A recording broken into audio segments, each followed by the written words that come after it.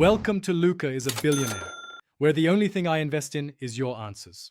You start by getting a properly sized image and opening the Xbox personalization menu. Use a 1920 by 1080 JPG or PNG on a FAT32 USB, or upload the file to OneDrive from your phone. This matters because the console expects standard aspect ratios. Once done, sign into the same Microsoft account on the Xbox, press the Guide button, navigate to Profile and System, then Settings right arrow General right arrow Personalization to begin importing your custom background. You now import and fine-tune the picture so it displays cleanly.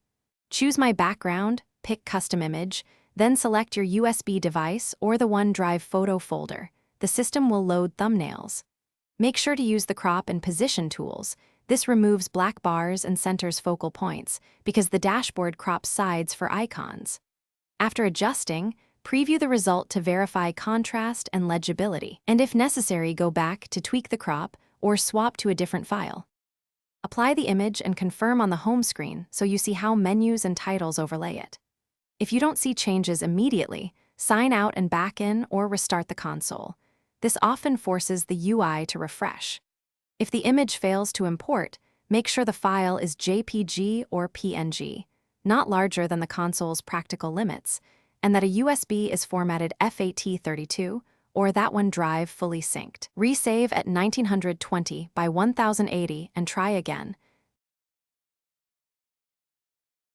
Thanks for watching and please subscribe. It's the best investment you'll ever make.